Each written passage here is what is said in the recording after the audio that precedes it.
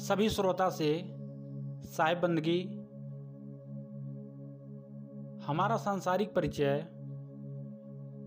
हमारा नाम विशाल पासवान, जिला गोरखपुर, उत्तर प्रदेश।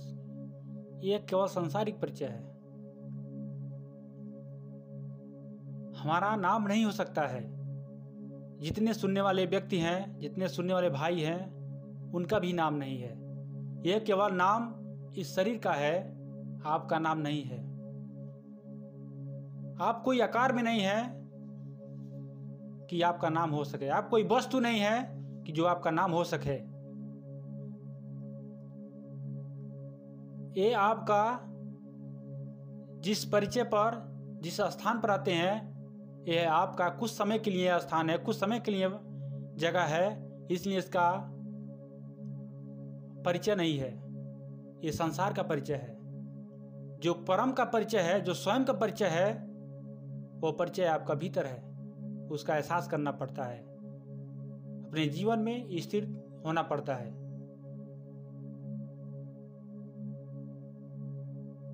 जो माता पिता द्वारा जन्म मिला वह 23/4/1999। जो स्वयं से जन्म मिला वह डेट 23/4/2007। स्वयं का जन्म और माता पिता के जन्म में क्या अंतर है? जो माता पिता द्वारा जन्म है वो सांसारिक जन्म है, जो हर व्यक्ति के साथ घटता है। हर व्यक्ति उससे परिचित है, उससे भली भांति परिचित है। लेकिन जो स्वयं से जन्म है उससे भी लोग परिचित हैं, लेकिन जो अपने भीतर उतरेगा वही परिचित है। जो अपने भीतर एहसास करेगा वही परिचित है। और स्वयं का जन्म, स्वयं में जन्म तभी होता है जब यह एहसास हो जाए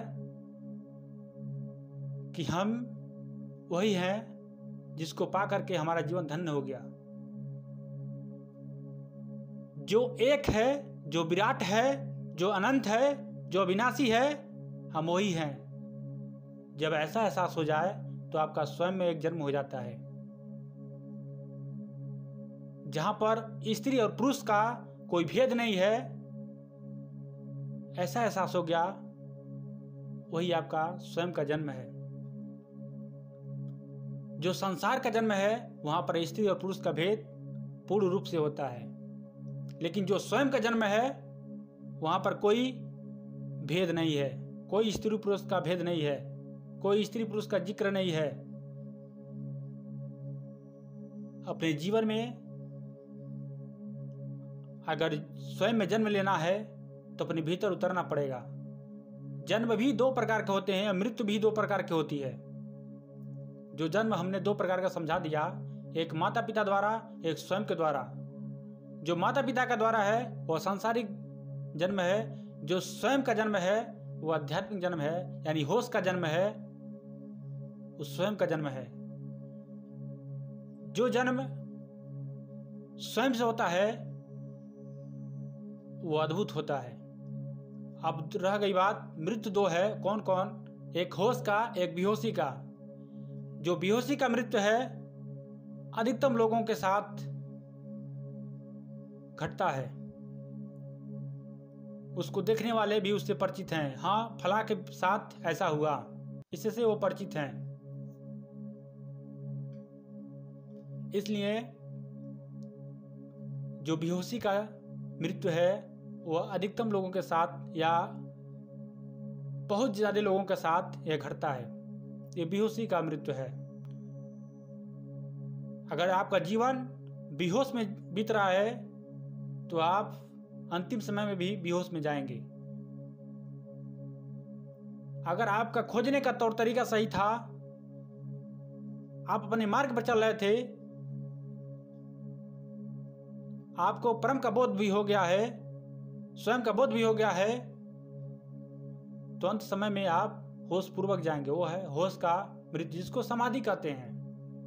होश पूर्वक अपने शरीर को छोड़ने की कला, समाधि, जो संतों के जीवन में होता है, जो महापुरुषों के जीवन में होता है।